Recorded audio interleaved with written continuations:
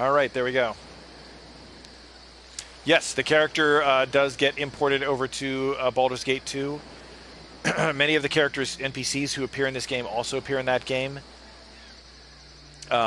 Interestingly enough, the characters port over, but the items you give them in Baldur's Gate 1 do not carry over, so they start from a blank slate in terms of equipment. So that's something to be aware of. But your character and all your abilities, everything you're carrying, does port over from BG1 to BG2. So it's also, and there's DLCs. There's the Siege of Dragonspear, which takes place between those two games. There's another expansion called the Black Pits, which is more of an arena fighting game, and then the Throne of Baal, which is yet another game. It's pretty cool. So all of that is, by the way, included in the package that Beamdog sells on the PS4 store. So definitely worth checking out. So as we can see, Montron doesn't have a whole hell of a lot of hit points back. Not crazy about traveling like this, but I think we're gonna have to. I can't just sit here and, well, maybe I'll rest one more time. When you rest in the field, you get a measly 1 hit point back. You only really get good rest in an inn. But look at that, we got lucky again.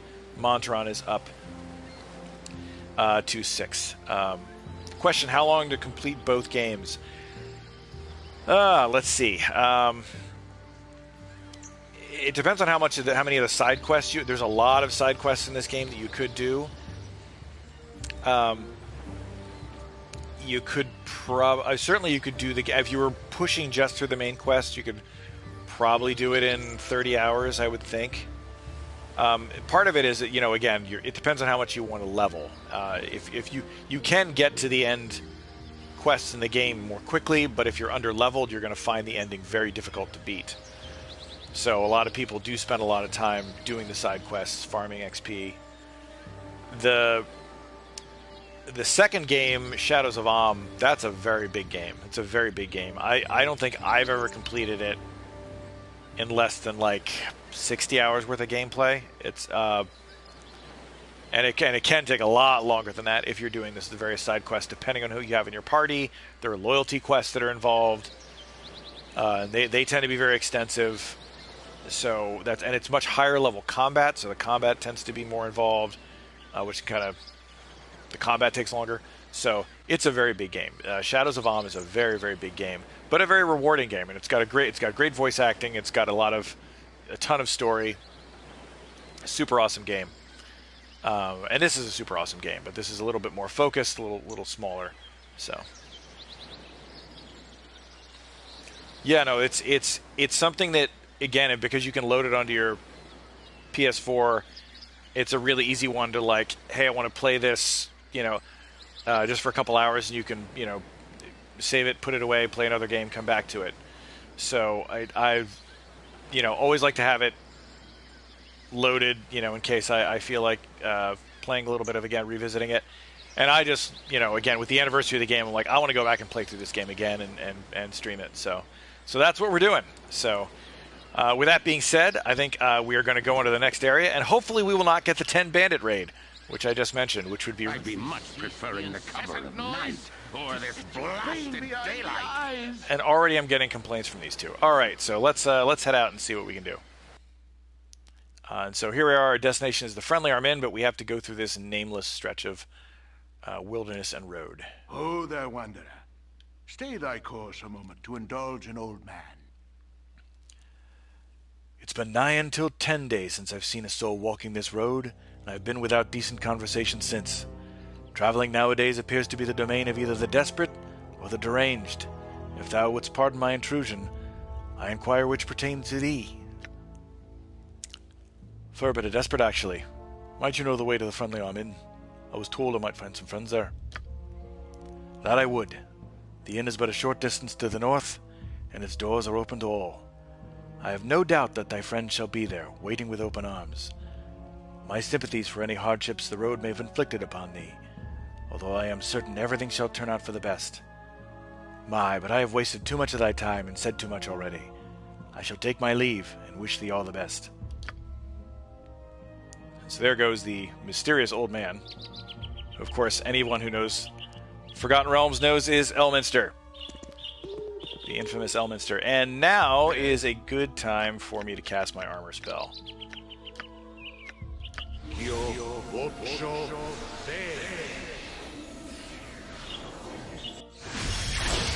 I don't know the answer to that question.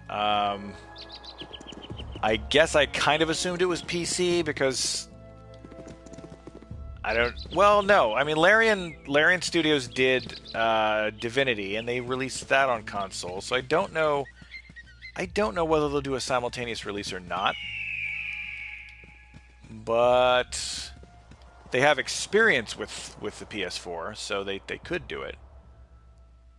Alright. We have another disease gibberling. Let's deal with that guy straight up. There we go. That's more like it. That's more like it. Oh, and look at that. Another item in a rock. And damn it, a wolf. Of course I walked right into the wolf. Alright, we'll have to get that item in a second. Alright. Wolf! There, wolf. There, castle. Okay, so... we're going to try a sleep spell on that wolf. Probably won't work, but we'll try. And... Zar's go-to, his only spell... Larlock's Minor Drain. You know, considering the amount of trouble that I had with the last wolf, I'm not going to mess around. Imwen's going to pull out the fantasy version of the 38 special, the Wand of Magic Missiles.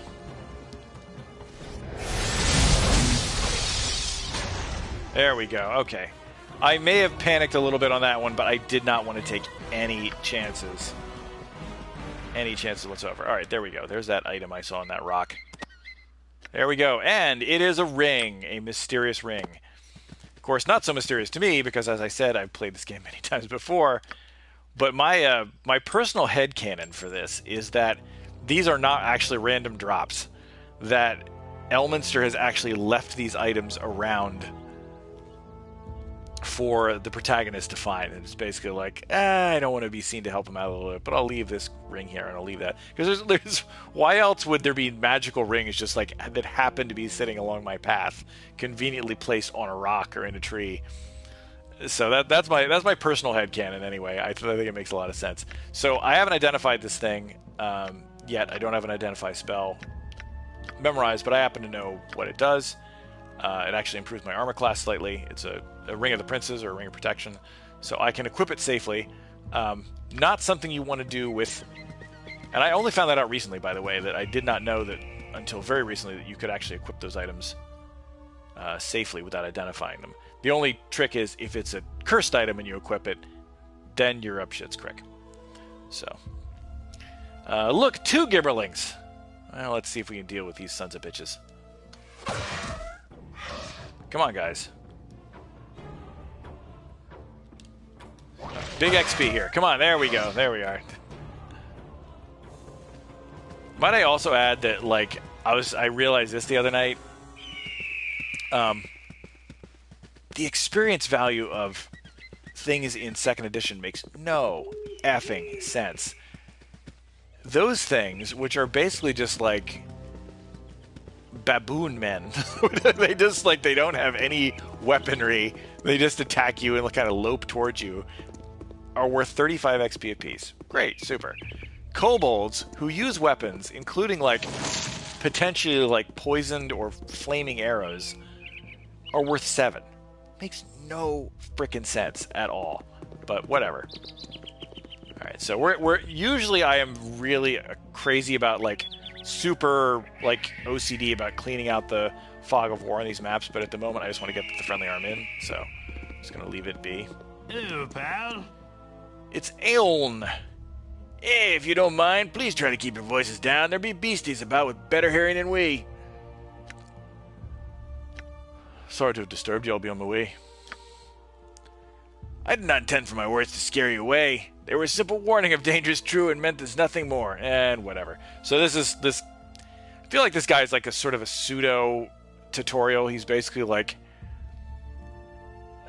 he's sort of he's expository. He just lets us know what's going on. He's like, by the way, there's monsters off the road, in case you didn't know. Depends what you say to him. Like sometimes if you say like, what kind of things you're run into, he'd be like, hey, don't travel without a party. I'm like, yeah, I figured that out already. But we're not going to bother with this place. I think actually, wait, I'm going to clear out the northwestern area. That's it. I feel reasonably confident to be able to do that.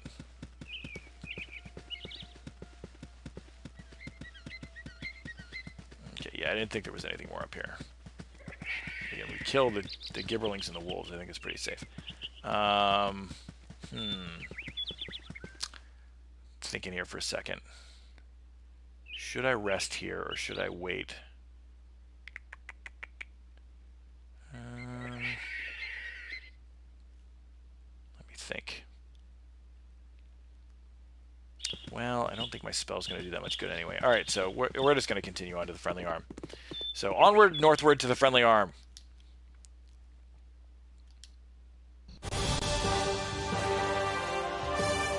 You got to think this group looks at this place and be like, can we afford this place? This looks like a really expensive inn. All right, so we're going to go to the friendly arm inn, and yet, Boyle has one of those strange little feelings. That strange feeling that somewhere around here is an item like there. And there it is. There's another one of those weird little feelings that he gets, which of course means I know that there is an item over here somewhere. And this is another one I feel perfectly safe picking up because I know what it is and putting it on. And what it is, which we will find out, I'll formally identify in a little bit. It is Evermemory. And what does Evermemory do for me?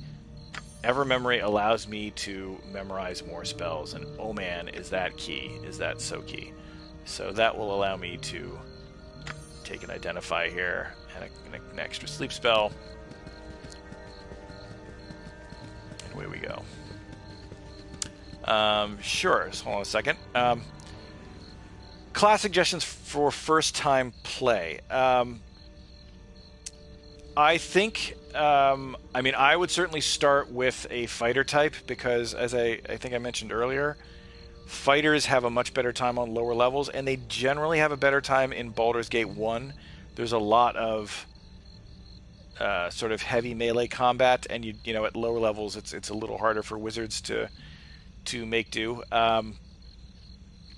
And some of the main enemies you face are fighter types. So, and some of them have magic resistance, so it can be kind of frustrating if you're playing a mage. Not that you can't do it, but it's a little trickier. Out of fighters, one of the great joys in second edition, berserkers are a very good choice in terms of survivability because they have a berserker rage that renders them immune to a lot of the mind-affecting spells, which can be extremely annoying. If you get affected by a mind-affecting spell and then you're like running away in fear or, confused and you lose control of the character, that can be very frustrating. Berserkers can be, if they activate their berserk rage, are immune to a lot of that. So that's fun. Certainly Rangers are a great choice in second edition, in any edition of D&D really. They're a great choice because they get a lot of weapon specialization for free. They can wield 2 weapons at once. So yeah, fighter type's really good. Clerics are another good choice, frankly, if you want to kind of dabble in the spells as well, because they can wear armor, you use some blunt heavy weapons. They're decent in melee, but they also have spells. They can also cast healing spells and protection spells and things of that nature. So they're another good choice, I think, for a first run. So that would be my advice anyway. Question about clearing maps. I agree that I think generally it's good to clear out maps early, especially the earlier maps, because for one, you are kind of farming XP a little bit, and you definitely want to get out of the first level doldrums as quickly as possible. So I would say it's good if you can clear out the maps, and also, sometimes there's cool hidden stuff on the maps, and you want to be able to find that stuff. Makes things survivable. Hello, guard. I should have joined the army. Welcome to the Friendly Arm Inn. I trust you know the rules of conduct within? Certainly. Common sense rules the day at the Friendly Arm. Good then. Enjoy your stay. So there we go. Just kind of, make sure we always talk to the bouncer. Always talk to the doorman on your way in. And we're going to go in here, actually, real briefly.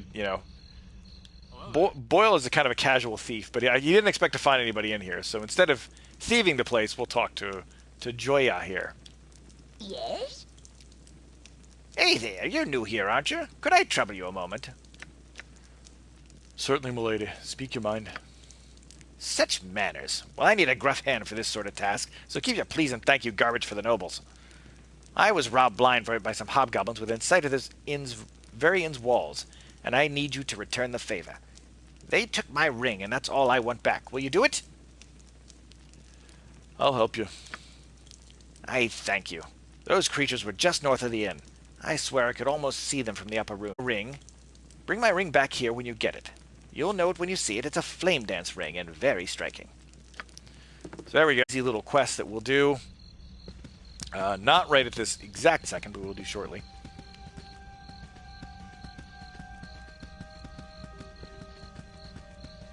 And I am not going to advance on the inn right at this very second. Because I want poor old Montaron. You are welcome here in Garl Glittergold's sight. For a bit of respectful coin, we can cure what ails thee if you need. So let's see what she has. Okay, actually, I think I want... Actually, to be honest, I want services, not... Yeah, there we go. Give Montron a quick heal.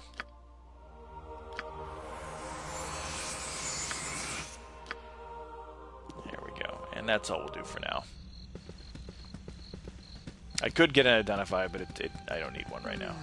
I am going to do a quick save here, just to make sure I don't lose anything.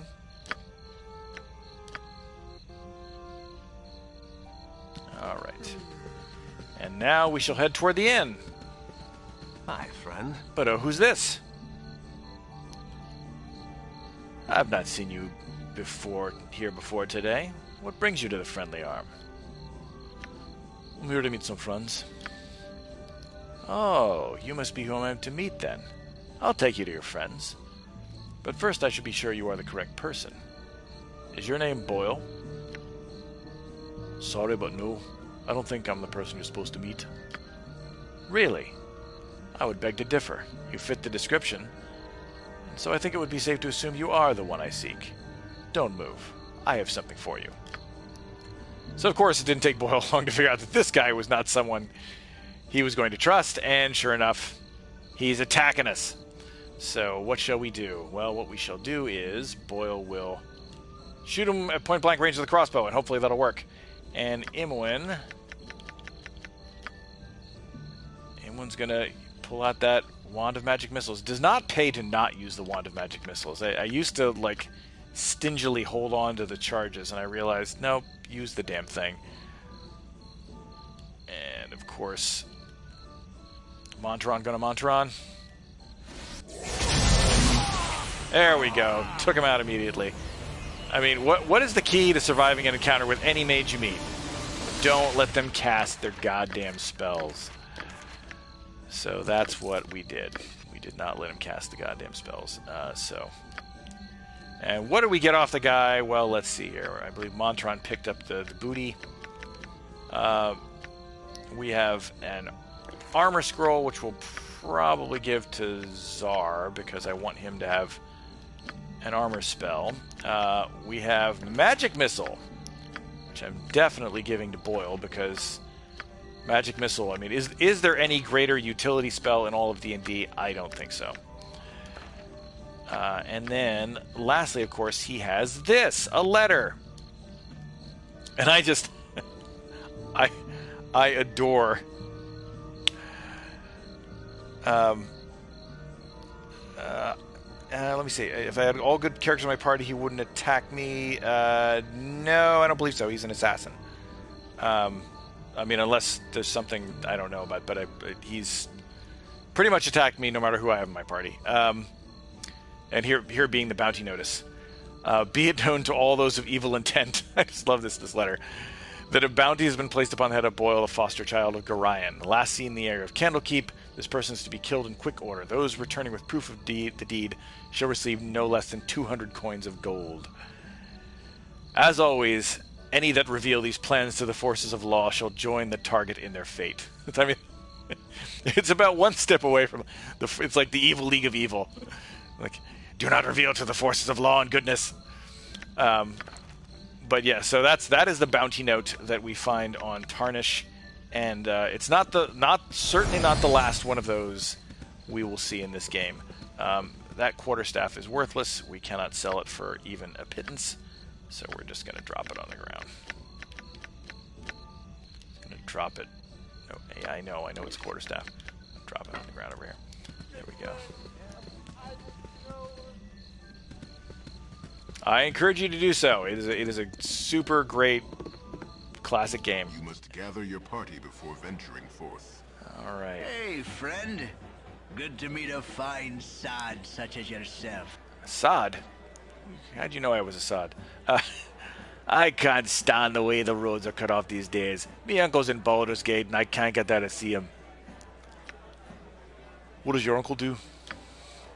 He's a mage and a crotchety old one at that. Goes by the name of Rajafast. Or is it Ragefast? I don't know.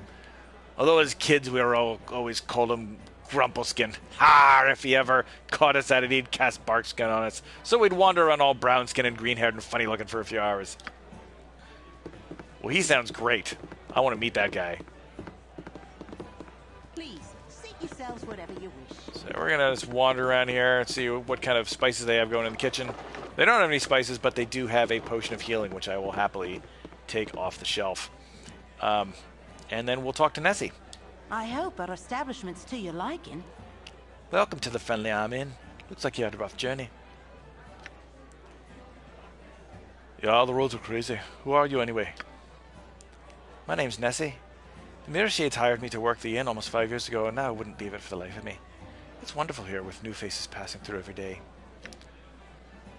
Who are the new faces here now? With the roads being out with it now, there aren't too many new faces around here that are new anymore. Ansley's been taking his time to write a new book, and Khalid and Jahir have been waiting anxiously in the corner over there, sleeping in shifts to make sure they don't miss whoever it is they're waiting for. Me! That's who they're waiting for. Dorn's over there in the opposite corner, as far away from Khalid and Jahir as possible. I'd steer clear of him if I had the choice. Who else? Let's see. Landrin's on the top floor, drinking up a storm, and then there was... well, Tarnish. I'm real sorry he caused you trouble. He was all wit and charm until he heard there were visitors at the gate. We don't allow fighting here. We have very strict rules about that sort of thing, but the guards say he jumped out of the shadows at you and there was nothing you could do. That's really about it. Everyone else has been here for the past 2 months at least. We're so full there's even been talking of letting people throw down their bedrolls in the temple. Please, seat yourselves whatever you So there's a little bit of exposition for us, and over here is Khalid and Jahira, the two friends of Gorion who we were asked to find.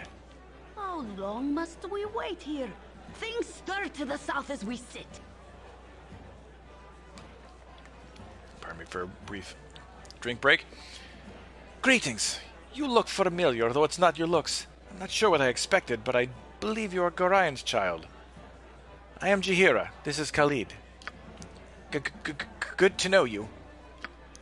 We are old friends of your adopted father. He is not with you? I must assume the worst. He would not permit his only child to wander without his accompaniment. If he is passed, we share your loss. Gorion often said he was worried for your safety, even at the expense of his own. He also wished that Khalid and I would become your guardians if he should ever meet an untimely end.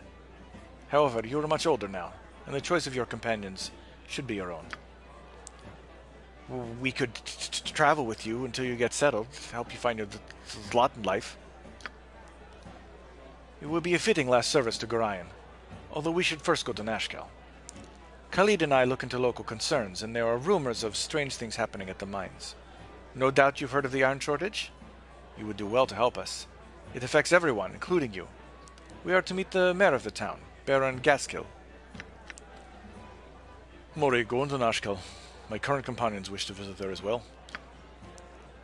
Indeed. Interesting.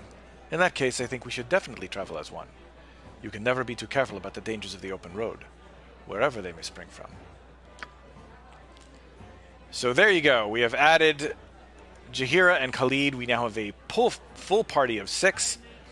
Of course, there are disadvantages to having a full party of 6 in that you split the XP you earn, which means we all level more slowly.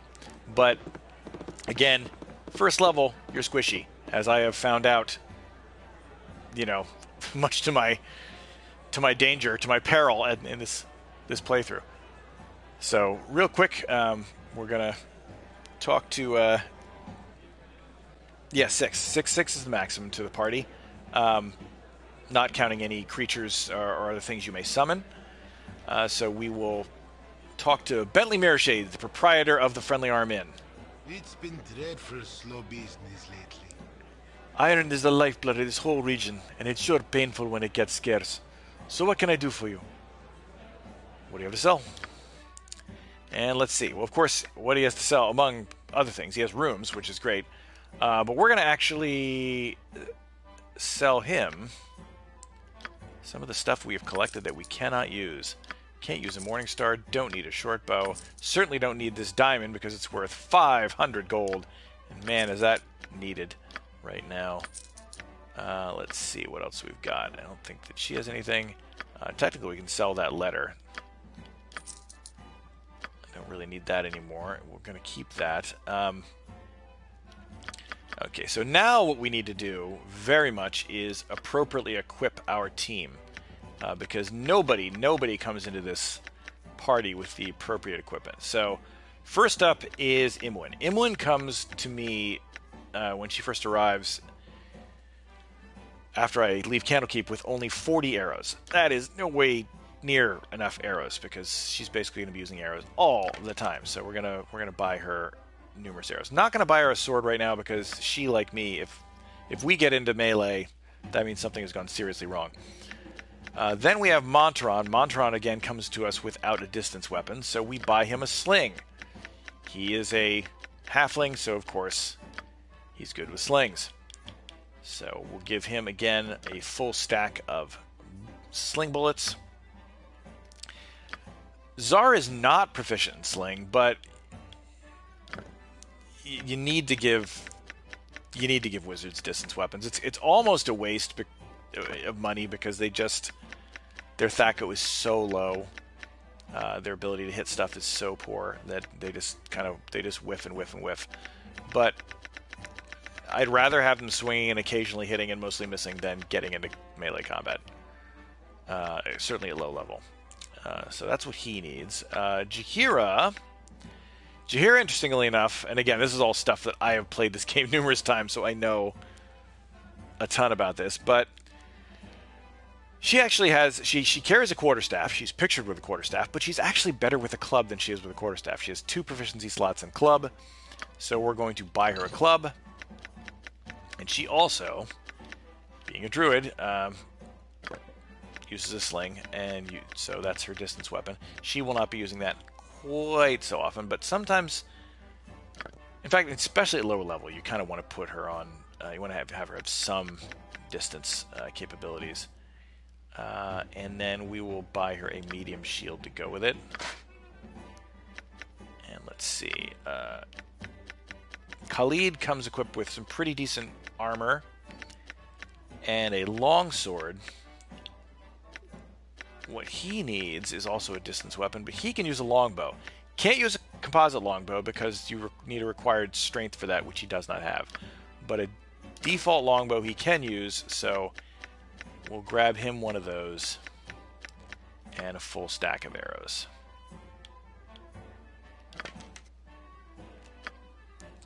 And you see, with all that, we still end up with 531 gold pieces in our pocket. We now have to equip that stuff for everybody.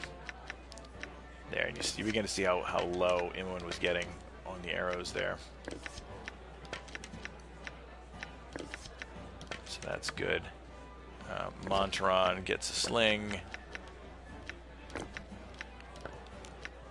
Yeah, and there is a strategy, certainly for this game, where you can emphasize distance weapons. Another character option for a first playthrough that is completely viable, in my opinion, is a ranger or fighter, especially a specialist fighter, who is an archer. If you want to make an archer, this is definitely the game to do it, because you can easily get, there's a number of decent melee bruisers in the game, and it's easy enough to give this to Boyle. Actually, it's easy enough for someone to kind of sit in the back and plug with arrows, and nothing better than attacking someone at distance when they can't get to you. In fact, I think we'll probably see that demonstrated here in a little bit with if I go after these hobgoblins. Yeah, there was another question. Do enemies drop arrows as loot? Yes, they absolutely do. So that's good, but even still, the rate at which you use arrows, it's good to start off with a full stack. I've certainly run into situations where I've run out of arrows in a dungeon because at a certain point you stop running into enemies who drop them, or what's populating that dungeon is all melee or all critters. So I always take the precaution of starting out like full stack, load it up, give me as much ammo as I can possibly carry. And, that's just my own personal rule of thumb. So that's what I want to do. And now I think... Oh, wait. One other thing I want to do here. I want to change Jahira's spells. This is what Jahira comes with at first level. Armor of Faith, decent. Bless, decent. But honestly, at a low level, I usually use her as just a healing... The team medic. Entangle's a tough one. It can be useful when you're facing a large swarm of enemies or an enemy that you really, really, really need to mobilize, but you have to be very careful in your positioning to do it. Otherwise, two things happen. One, by the time you cast the spell, they've already moved beyond the area of effect, in which case you just wasted your spell. Or the other thing that happens is if you're not careful with micromanaging your party, if one of them is on melee weapons, they close with the enemy and then they get stuck in the area of effect. So area of effect spells are kind of tricky in this game. You want to be very careful with them because they definitely can affect and damage your own party. So now we've done that. So now it's time to take a rest. So we're going to get noble conditions. We're going to live it up a little bit. And, of course, the better the room you get, the more hit points you get when you rest. So that's important. So let's do that now. We can rest safely.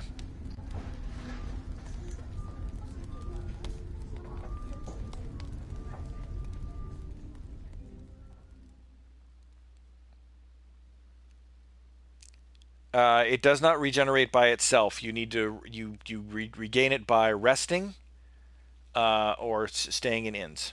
Or staying in inns or potions, rather. There's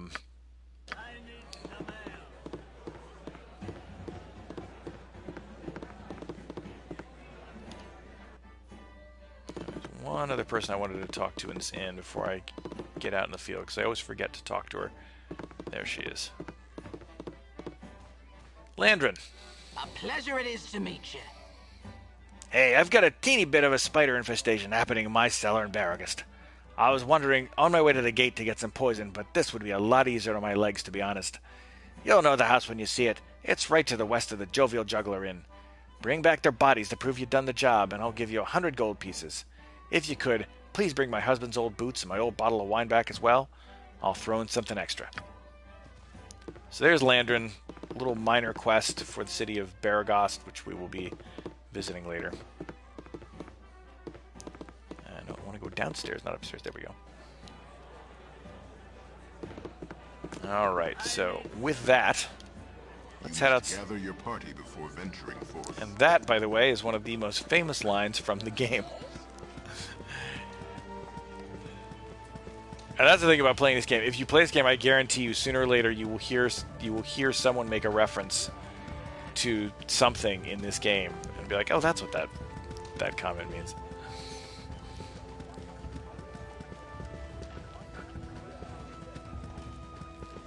Alright. So, the hobgoblins we knew were somewhere north of the inn. Here's a road that leads around the inn. This is probably our best bet. Oh, and before we go any further, again, almost always must remember, a mage in the morning, very first thing you want to do.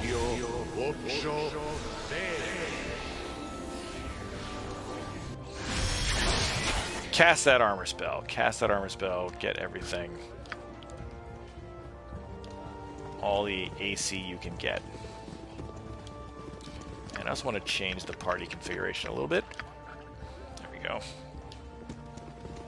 Better to move in a pattern with the protagonist safely in the middle. Now, I don't think... I've intentionally put everybody but everybody here on distance. Oh, you know what I should do, though? Hold on a second. Before I go any further, I should try to learn some spells. So we have these spell scrolls. Again, something I mentioned earlier. In D&D 2nd Edition, it is really hard to learn spells, so there's a chance that I might blow this. Even as intelligent as the character is, he might still blow it. But let's give it a try. Got it. All right, terrific. And same thing for Burning Hands. Didn't get Burning Hands. There you go. This is a 19 intelligence character. He is smarter than any human being on Earth, and he still can't learn all the spells. It's crazy. Meanwhile, let's see if Czar can do the same, if he has any better luck learning the armor spell. No, he did not. Okay, so there you go. That is just... yeah, it's kind of brutal. It's kind of brutal. And that's the core rules. That's the core rules of the game. By the way, if you don't play on core rules, there are various other difficulties. There's a lot of difficulty levels in this game, and one of the other difficulty levels is that you don't have to, you just automatically learn whatever you find. You don't have that percentage. But according to the 2nd Edition rules, as they were written back in the 80s, that was what it was. Or, I guess it was 80s, yeah, it was the late 80s, I think, was when it came out. Yeah, it was, you could, I think someone with a 17 intelligence had a 1 in 4 chance of learning, of not learning a spell. It's nuts. And there's a hobgoblin. One hobgoblin, soon to face many more, but let's deal with this guy first. Okay, not too intimidating, that fellow. And again, once you get a full party of 6 and they all have distance weapons, it's like they're charging a it's like they're charging a machine gun nest practically. You really just knock them out.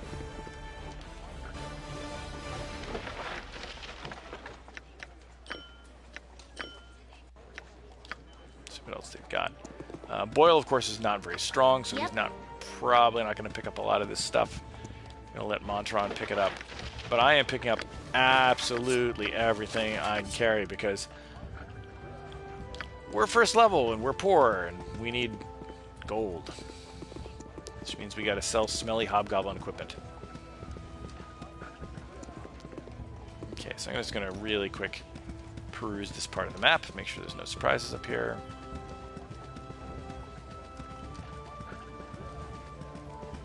I think there are. But it doesn't hurt to look.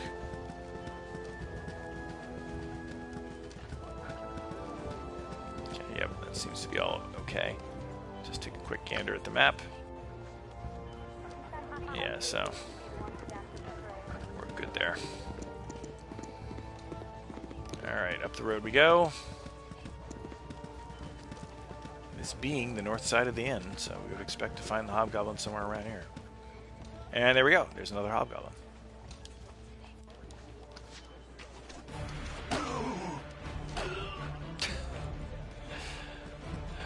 I kind of love the hobgoblins because they kind of grown like middle-aged dudes with back problems. Like oh. It just.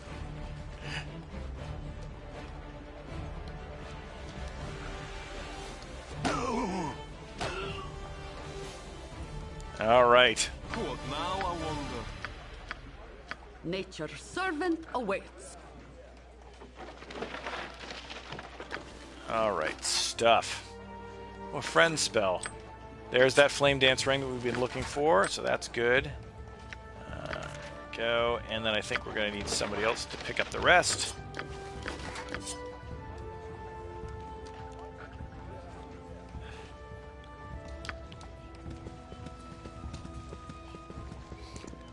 Yeah, they haven't actually done their battle cry yet, which is also very funny because they're very militaristic, and so they have these little battle cries like "Forward March," and they're like something out of like a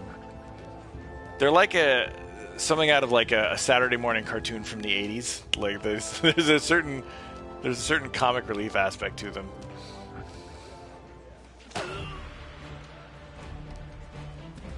And what's really funny to me is I will tell you that I started this playthrough being absolutely terrified for this character because I had the hardest time surviving the tutorials,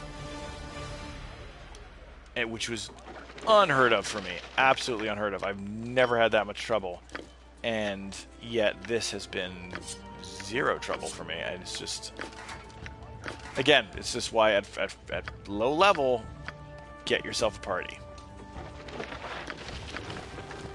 You know, be not proud, as they say. And by the way, people do solo the game. I mean, I've done it. It's but not with this build.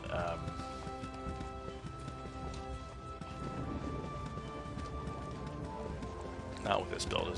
I've seen people solo it as. I've seen people solo it as mage thieves. I don't think I've ever soloed it as a mage thief. I've soloed as a cleric. Cleric is kind of self-contained. They can heal themselves. They have defensive spells, reasonable armor and weaponry, and ability to hurt things. So, all right. So that was a successful mission. We have the flame dance ring. We killed some hobgoblins. We've got their gear, which we can sell off. But first, let's give Joia her ring back. I thank you. This ring was a gift when I set out my own. Couldn't bear the thought of some smelly old hobgoblin having it. You're a good sort, and I'll say so to anyone that asks. Goodies make me sick. And there's the first indication that the... Must we be so insufferably charitable? So yes, so the evil characters are letting their displeasure be known that we're doing good and righteous things. Orion would be proud of your actions. And that will eventually come to blows. That will mean we will eventually have to part ways with Czar and Montaron. You must gather your party before We're not quite there yet. They're just annoyed at me right now. But we always knew this was going to happen. They're basically, again, I always pick them up, but I only pick them up because I need bodies. I need warm bodies to throw at the enemy at the beginning.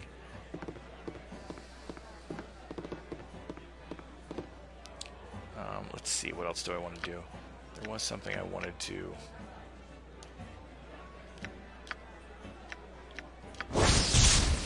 Alright, and so there, of course, is the Belt of Antipode, which was worn by Gorion, my foster father, when he died. Cold resistance plus 100, doubles all fired, base damage taken.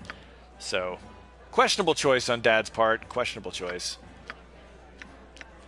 And what are we going to give? There's a couple things.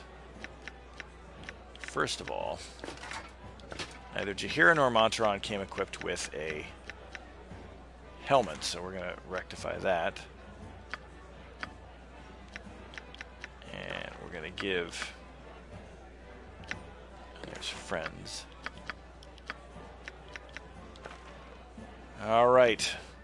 Let's see. Friends, will I be there for you? I will.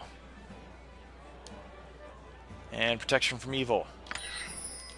Memorize that one too. So there you go. See, ordinarily it's not really that. I mean, for this guy, he's that smart. It shouldn't be that hard. But I sometimes I don't get him.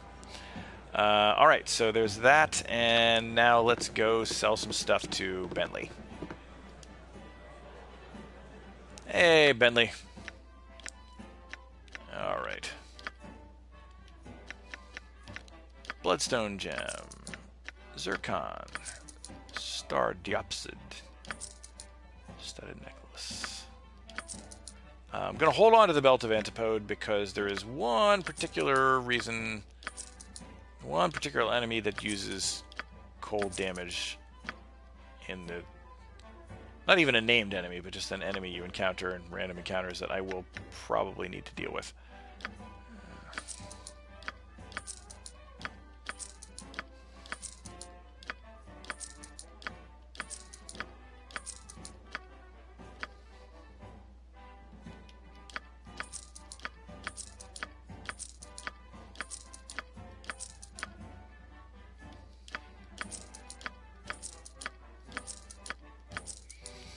Alright, now what I'm going to get for Khalid at this point is an extra longsword. Why am I getting an extra longsword? Because there's an iron crisis on. And why is there an iron crisis on? Because something weird has been happening that makes the iron weapons that are forged in the Sword Coast brittle and break. That's within the fiction of the game. So, we know that we need to get to the bottom of that mystery sooner or later, and what it means in practical game terms is that awesome, great, awesome, enjoy. What it means here is that during combat at various points, if you have a non-magical metal weapon, it may just break in the middle of combat, and then you have nothing. So you, for the first couple levels at least of the game, you need to either have a magical weapon equipped by your character, a non-metal weapon, or you need to carry extras so that when it breaks you have something else to fall back on.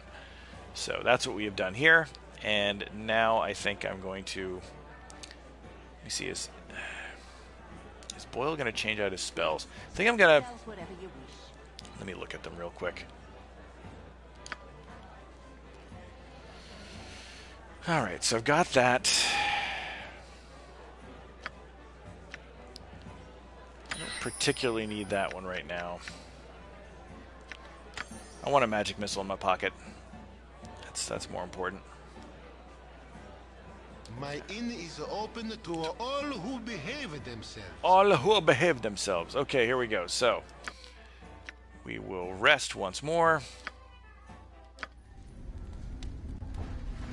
And then we will be on our way to Point South.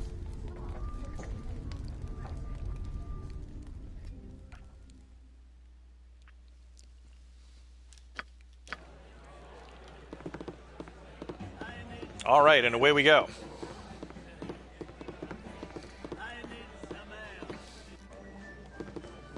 Now basically exhausted what we need to do at this exact moment at the Friendly Arm Inn. So we are bound for Nashkel, which is actually quite a haul especially for first level characters. But it also means we can get a little more experience out of the deal. Is there anything up here? I don't think there is. Nope, just my compulsion. Yeah. So where are we off to? Go down here at the bottom. We have to go back through that area. We will do a stop off in Baragost. Well, more than a stop. There's actually a lot to do in Baragost. And then southward through a couple more areas we can't even see yet until we get to Nashkel, which is way down there, and ultimately the Nashkel mine. So a long way to go for this first major story quest. But we will start. You have been waylaid by enemies. Aha! There we go. There is the aforementioned banditry, the bandit raid, or not the bandit raid, but the ambush that occurs between areas. This is just, it appears, some kobolds, so we can deal with them readily enough. So we will do that. I don't know whether I want to use my... I kind of want to use my sleep spell, because, again, kobolds are not worth that much experience, but damn it if they don't cause trouble for you if you're not... If they hit you with their weapons, they can actually, for first level characters, they actually hurt you pretty badly. So we'll put Mantra in there. Zar, I don't think we're going to have Zar waste a spell on these guys.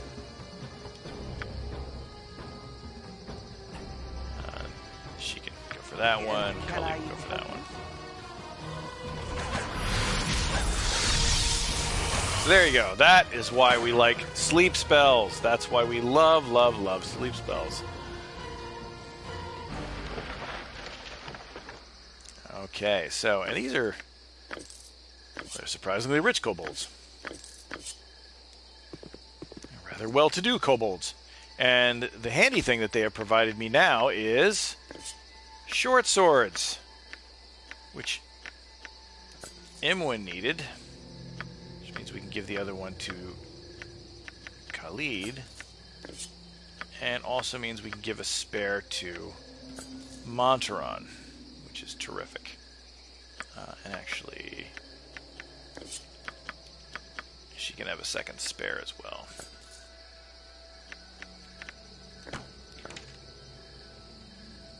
Okay, so there we go. So yeah, sometimes these ambushes are really great, and sometimes they are, like I said, they are absolute party killers. So I'm going to take a quick break to save here before I proceed any further.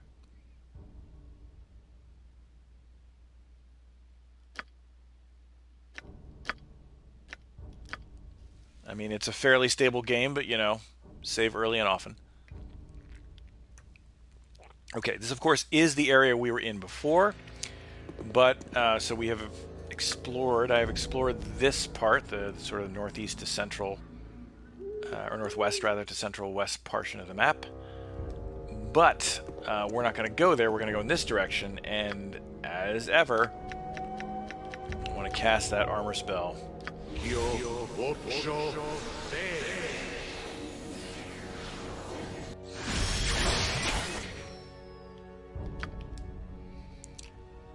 There's one person I didn't talk to in the inn who actually tells you about an enemy that's on this map, but I didn't feel the need to talk to them because I'm not going to deliver not going to deliver their possessions back to them because I want them more. That wasn't what they were talking about, though. That is a Zvart. Zvarts to me are like the ultimate, like, they're like kobolds but worse. They're like below kobolds and goblins in the humanoid totem pole. So they don't have a lot of self-respect. I believe it's a good question. I believe it's 8 hours, but let me verify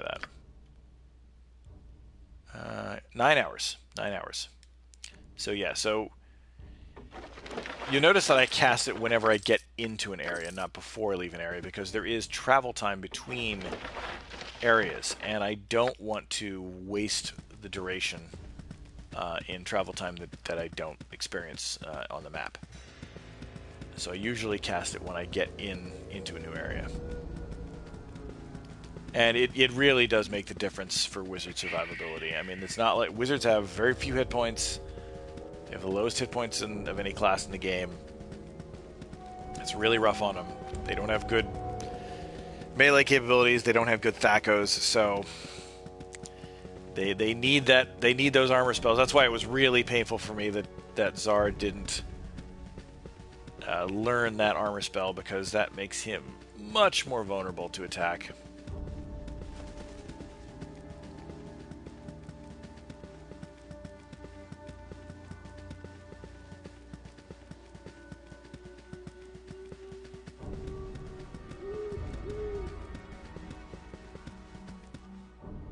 And there is the aforementioned dangerous enemy that we knew we were going to run into here.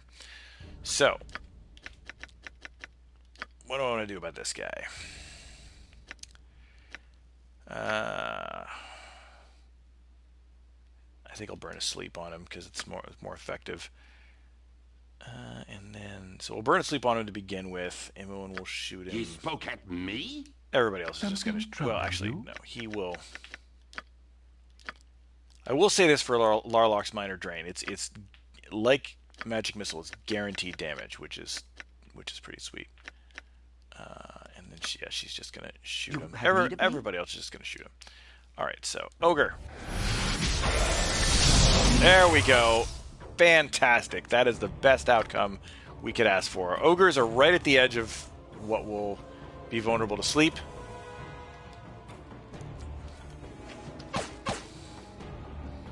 You don't have to close on the guy, just kill him. There we go. I know that seemed easy, but man, if you don't have that sleep spell, that ogre, it can be a pain in the ass. And oh, look at that! Look at that! So we have some magical arrows out of the deal, and two girdles and a morning star, which we'll just sell, of course. So this is a good example of I happen to know what these things do, right? So that's good. But I'm going to identify this one because I want to show those of you watching here why we don't. Oh no, I can't do that right now. I haven't rested. I'll show it to you in a little bit. Okay, so we've got that. Arrow. Okay, yeah. So we don't have high enough lore at this point to identify any of these things, but we'll get there. We'll get there. All right. So we've done all that. So that's good. Let's work our way around that map. And what do we got here? Gibberlings. Oh. Okay, that I did not like. Oh, okay, here's a point I should make right now. I did not command him to use that spell. And I didn't really want him to use that spell up. So, why is he doing that? He's doing that because his script says use offensive spells. So, quick little change I'm going to make right now. And this actually is... I honestly am astounded that more games don't have this level. There are other games, obviously, who have levels of you can customize their abilities a little bit, but and how they fight. But that simple interface, just like don't use defensive spells, use offensive spells, don't, is to me like it's basic, but man, it works so well. Just use that.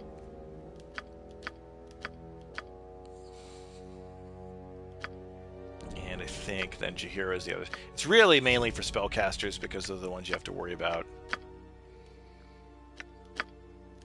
And the reason you do that is so that they don't, say, you know, cast a magic missile against something that's already dead, or against a rat, or, you know, the game is, it has no concept of sort of threat assessment.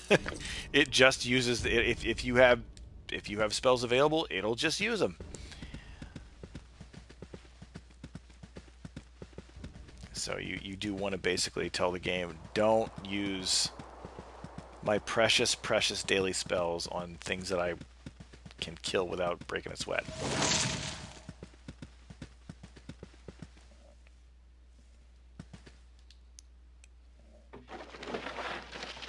And so what do we have here? So obviously a caravan that was raided. A small shield out of the deal.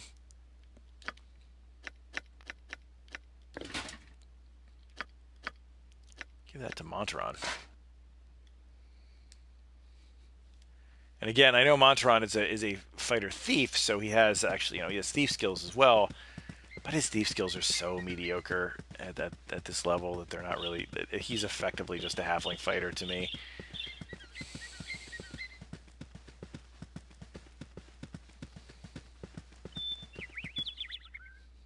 What do we got here? Another Zavart. Hello, Zavart. Pathetic little creature. Distance, man. Distance is the thing. You just give me my ranged weapons.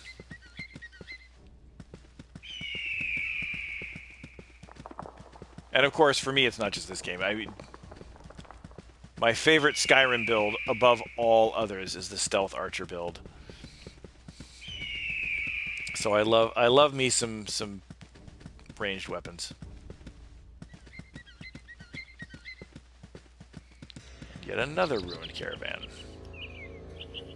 Obviously attacked.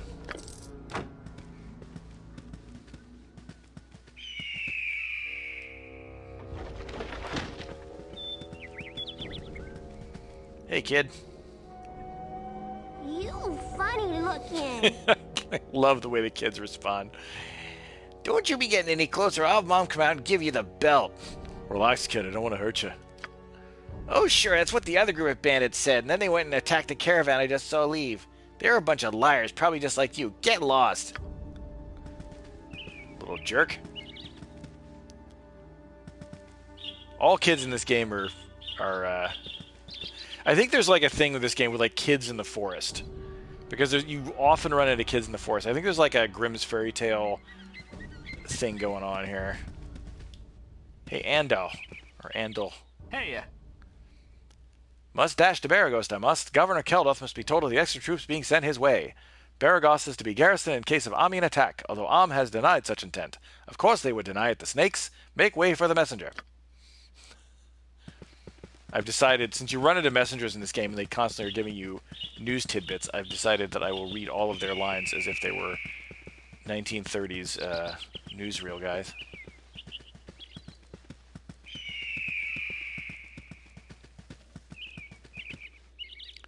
No, maps are not randomly generated. These maps pretty much look the same. Occasionally what spawns and where it spawns changes.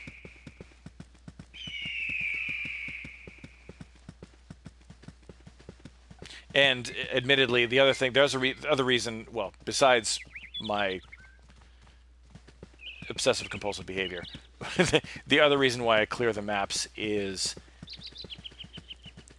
the enhanced edition added a lot of stuff, and I'm never quite sure where they added things, because it wasn't all added in the same at the same time. Some of it was added when the BGEE first came out, and then they added stuff with various bits of DLC. Enemies on maps. The enemies on the maps are, some of them are fixed, some of them are semi-random.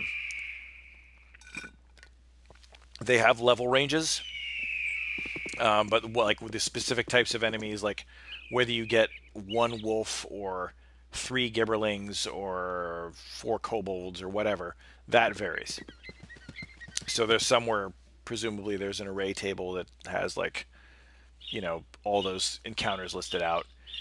The risky one, again, is when you're traveling between maps, because when you travel between maps there is a chance for an ambush, and that ambush table, as I mentioned earlier, has a much broader range of threat.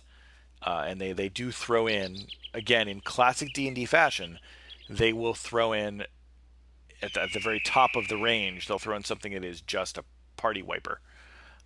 It's like, hey, maybe you run into a dragon. Tough luck. So, I've never run into a dragon, but you run into stuff that is, like, several levels higher than you. Like I said, like the infamous 10 bandit raid. 10 bandit ambush, so that's always a danger. But so just in case, we're going to do a quick save here, and we're going to go to Baragost. What do you need? Here's Golan Ven, who is essentially the Thomas Brothers guide of Baragost. Need directions? You seem a friendly sort. So I thought I'd offer my services as a guide. What do you need from the town of Baragost? I need some well-made weapons and armor. Do you have a good smithy? We have the best smithy in all the realms. Tayram Thunderhammer Furim runs the Thunderhammer Smithy on the eastern side of town. He has a few exceptional items as well, although you could also check Feldpost's Inn. They carry trophy items, although you'd best be rich as kings. Feldpost is in the west, closer to the south edge of town. So yes, so he basically will tell you everything about anything that you want to know in the town, where the affordable inns are, like this. We have many inns for the frugal adventurer. The Red Chief has basic rooms, though the clientele is a touch rowdy. There's also the Burning Wizard and the Jovial Juggler, both of which have finer suites. The Red Chief is near the center of town, as is the Burning Wizard. The Jovial Juggler is a bit further along and sits on the southern edge of the city. Thanks for your help. No problem, friend. Enjoy your stay. So there you go. You get like whatever info you want from Golan Ven. There's a lot of cool encounters in Baragost. Enough that I probably won't do them all tonight, because there's there's a lot to do. But I'll do one or two.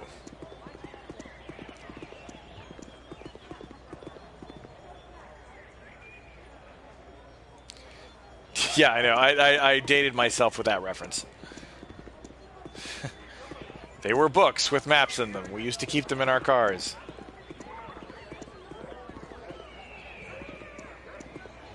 It was like Google Maps, but on paper. All right, now here's one. Here's an encounter that could be interesting. Here is Garrick. Let's talk to Garrick. Hello there. I have a pretty proposal for you. I have heard you're an excellent group of warriors. How would you like a well-paying job as bodyguards for my mistress? We're always on the lookout for more money. Tell us more. I'm Garrick, and I work for Silky Rosanna. She's the most skilled musician and actor along the Sword Coast. In fact, she's to play at the Ducal Palace before the month's done. However, she's been having some problems of late. Some thugs have been hired by Feldpost to hurt her bad because she didn't perform at the inn when she was supposed to. Well, you can't blame her for not showing up. What with a villain like Feldpost running the place? She needs mercenaries to protect her until she's ready to go to Baldur's Gate, and she's willing to pay about 300 gold. What do you say? Well, that sounds fair. Why don't you show us to this mistress of yours? I think you've made a good decision. Now just meet me outside of the Red Chief Inn.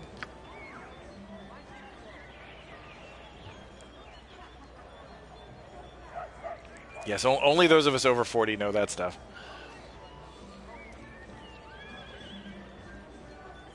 All right. So already we see Silky is in black. Silky has a superior quality looking staff there. So already Boyle does not trust Silky. That's my excuse for my metagame knowledge here.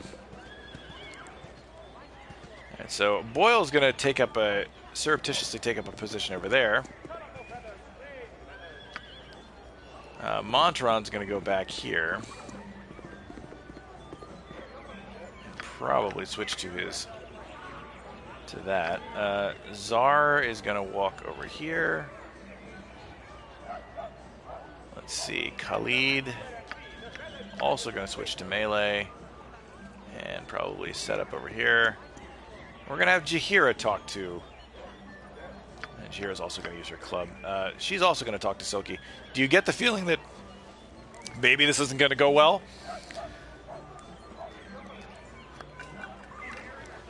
Spoiler alert, this is not going to go well. All right, here we go. Let's do it. Greetings, mercenaries. I am Silky, Thespian extraordinaire. So, Garrick, these are the mercenaries you could find? I guess they'll have to do. You look to be worth about 300 gold. That's what my little Garrick offered you, isn't it? I offered them 300 gold, just like you told me.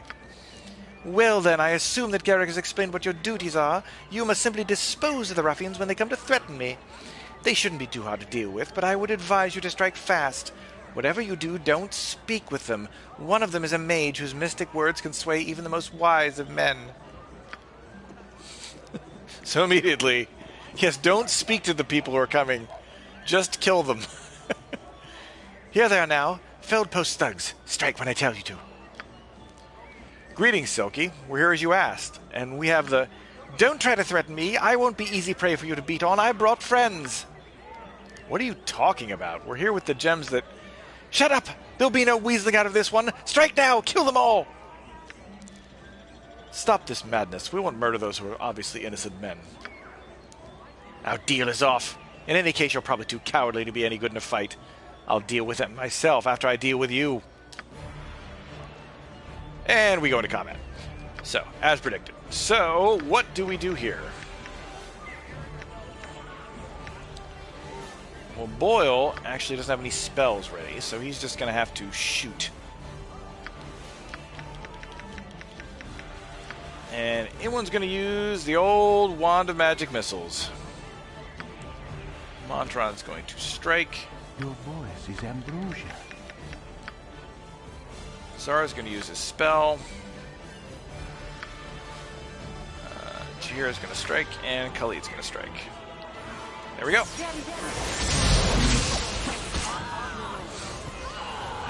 Now, again, I may be giving a false impression right here that these combats are super easy. Only because I have learned from painful experience how to set up these things so that I don't get screwed. Very simply put, she's a spellcaster, as you saw. If you let her get off her first spell, things can quickly go pear-shaped. Hello. We thank you for stopping the evil witch before she killed us. Here, take this as a token of our appreciation. And so we get a potion defense out of the deal. So that's pretty sweet. Stop touching me! There's Czar for you. A potion of vulnerability, a quarterstaff which identified, and 400 gold. So a mighty, mighty haul out of that whole process. So pretty damn good. So we're going to do a quick save there. That was successful. That's good. And then we're going to go inside. I'm not going to talk to Garrick. Important little note. There's certain NPCs that many of them actually, that when you first talk to them, when you have an opportunity to hire them, if you don't hire them immediately, pardon me, or if you don't have enough room to hire them because you don't want to kick anybody out of your party, and you don't hire them the first time you talk, they will leave the game. They'll go away and they just can't be found. So, generally speaking, Garrick, there's a handful of them down in Nashkel as well. You have one chance when you talk to them and they say, hey, can I join your party? You either let them join your party at that moment, or you will never get the opportunity to hire them again. So I don't feel like talking to Garrick, to add Garrick to the party right now, so I won't talk to him. I mean, presumably I wouldn't trust the guy. He just led me to an ambush. But just a good note. Yeah, it's just one of those weird things, weird idiosyncrasy of the game. I can't think it was a super intentional design choice, but it was, yeah, just the idiosyncrasy of it. You're at the end of your rope, I'll wager. And look at that. We walk into a bar and we immediately get threatened. Not that it's anything personal, you understand, but I'm afraid your time here on this ball of mud is just about done. Why are you doing this? I've done nothing to you. You've done nothing to anyone as far as I know, no matter one whit to me. A price is a price and a head is a head. Wherever the two meet, there's old Carlot making his living. Like I said, it's nothing personal. So bam, right away, we're into another combat. And this one is going to be a wee bit trickier because I am down on resources. So first order of business, get Imwin out of the way. Imwin is not a melee fighter, and neither is Boyle. So we want to get them out of combat. So we'll put them back here. Czar is going to cast his Chill Touch. And then Jaheira. Did Jaheira level up? She didn't. Oh man, Jaheira's almost leveled up. It's close. It's a close thing. Jaheira's going to attack. Khalid's going to attack. So again, not super great because we got a bunch of first level characters here fighting a guy who's actually pretty goddamn tough. But let's start with this. Not yet. So yeah, so he's going to keep coming for Boyle. So I've got to avoid him getting at Boyle. Let me see. Carlot. Boyle attacks Carlot. And I want Imwin to avoid getting after him as well, so we'll go over there. Make sure that Czar can get him.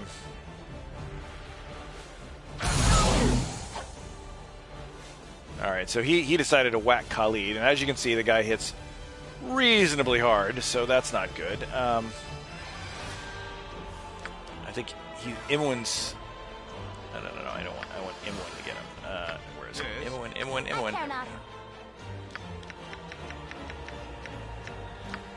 Alright, Imwin. Hit him with that magic missile. Make sure Czar is attacking the right person. There we go. And I think Boyle is safe shooting at him as well. Alright, we're doing pretty well on him. That's pretty good. But come on, guys. See, this is the only problem is like when you get a character. Come on, guys. Wow. Yeah, when you get, or we did get a hit on him, but when you get first level characters against a heavily armored opponent, you spend a lot of time whiffing. Because it's just, again, it's just, behind the scenes, it's just the D&D rules. It's just rolling, and it's, we probably need, like, well, in D&D it would be low, in D&D 2nd edition would be lower, so we probably need, like, 7 or less on a D20 to hit this guy, I'm guessing, something like that. I'll not have a part in this. Change your course, lest I be forced to stop you. There we go. We did it. Okay, so we survived. That's good. We got him. But it was a close thing there. You saw the kind of damage he did to Khalid, so... You're a queer fellow. Be good. So there we are. So luckily, Jaheira has healing.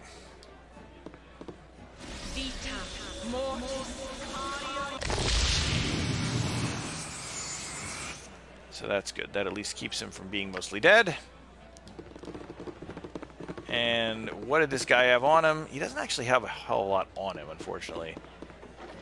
Well, that's not entirely true. He's got a couple good things. So he's got some chainmail. We're going to sell that. Another leather, a battle axe, and gold. So what does all that stuff entail? Well, first of all, you see that not being a burly dude, Boyle is now overloaded. So I'm going to have to offload some of this stuff to other folks in the party. Like Montaron, for instance. Not that Montaron is particularly burly, but he's burlier than Boyle is. Potion of defense, which probably we'll give to Khalid in the name of his noble taking a beating right there. So that's good. And then what else have we got here? So he has another letter, another evil intent. So like I said, we're going to run into a lot of these things, but it basically is like every potential mercenary in the Sword Coast is, and bounty hunter is after us. Gets Jaheira some better armor, which is nice. She was using the leather armor there, and we didn't really have anything better for her up until now, so that's cool. Yeah, so we're in pretty good shape, and we will probably be going to sell a lot of those items in the near future. But for now, we are going to rest for the night. You want some whiskey? And again, oh, interestingly enough, this again, they said this wasn't the best inn, so they don't have noble accommodation. So the best I can get is merchant, which means, honestly, probably in the long run, this isn't the best choice of inns. It was just conveniently located in the center of town, but as it happens, Khalid was only down 2, so it's okay. So he is in good shape now. That's good. We can identify... Oh, this is the one I wanted to identify just to show you an example. Everybody here. Oh, did I not? Oh.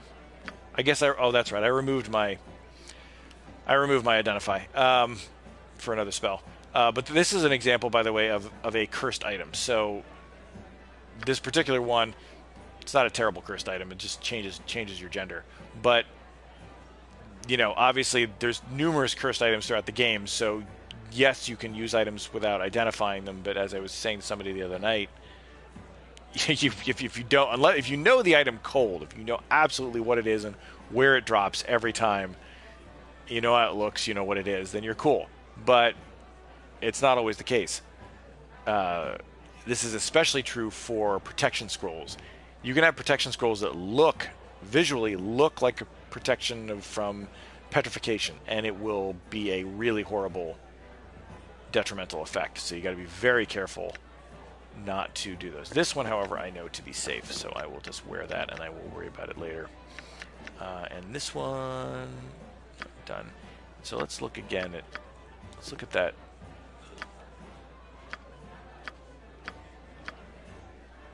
Still hasn't quite made the next level. So Jaheira is right on the edge of 2nd level. She'll be the first character in the group to actually level, but she's not quite there yet. So So that's unfortunate. Gee whiz. All right. I think we'll go out and we will go sell some stuff to old Tyr. I'm still not going to talk to... Still address Garrick. Guy, man. Poor choice in employers, if nothing else.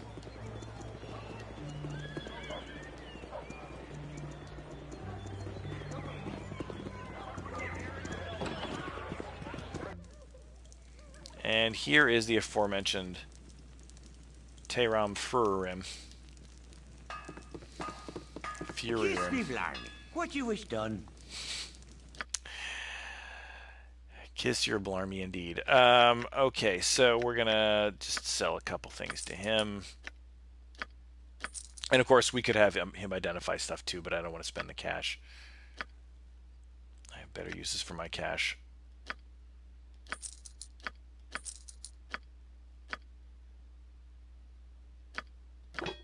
Oh, damn it. I had the wrong thing. I just bought a battle axe. Oh well. Not the worst thing in the world. Oh, one thing he has that I really want to get for Jaheira. Sling +1. Probably the least expensive magic weapon in the game. A little bit cheaper for me too because I have a better charisma. Let's see here. I guess I'll spend the cash to identify this because I don't think you get the benefit from weapons unless you identify them. I think. And I don't want to spend the time hanging out for days in town identifying everything right now. So there, quarterstaff +1. So Jaheira has that as an option. She is, again, proficient in quarterstaff. She just is better with the club, so I usually have her using the club at first. So that's good. So there's that. And there's a couple more encounters here, but I am probably going to leave them until later. What I think I want to do... Yes, let's see what it's about. 1:30 West Coast time. So yeah, there's actually more that you can... More little quests you can pick up here at the Jovial Juggler. From like this fellow right here, who seems to want to walk around in random directions. Yes? They did quite a number on me, those half-ogres. There's a band of them fortifying themselves in the mountains south-southwest of here. You could give them a taste of justice. That would do me proud. So, minor quest to kill some half-ogres. Get a reward for that. And if we go back here... Me timber's bad enough without ye bothering me. Aye, so everyone's heard. Everyone's a rubbernecker then, is that it? Old Garrick had his famous cloak stolen right off his back by a batch of paltry Tasloy.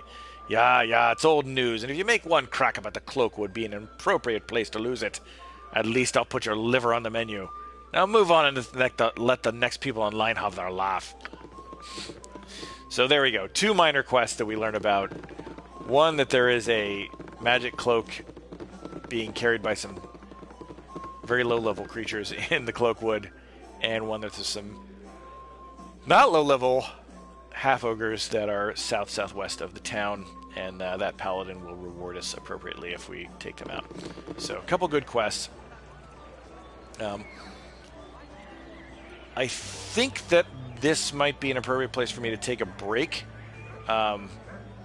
And I will probably pick this up again tomorrow. From here, I will be moving south.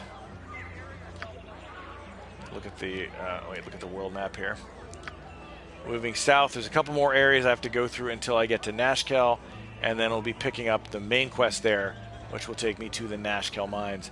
But I might do a little bit of a divergence to take care of those half-ogres and a couple other things. We'll see. We'll see how tough. It can get a little bit tough down here if you get too far off the assigned area. Sometimes it's better to just go straight to Nashkel. So, not really sure, absolutely sure yet, but we shall find out. So I'll pick that up again in the next one. But yeah, so I think that's a good place to hold it. By the way, I'm Old Tom Gin. You can find me on Twitter at Old Tom Gin, and I will post probably before I go on live next time. So absolutely, please go create a character, roll it up, let yourself loose on the world. Tell me what you think. I'm glad you enjoyed it. I'm glad you got something out of it, and I enjoy the conversation. And please feel free to tune in again. All right. Thanks for watching, and I will talk to you soon.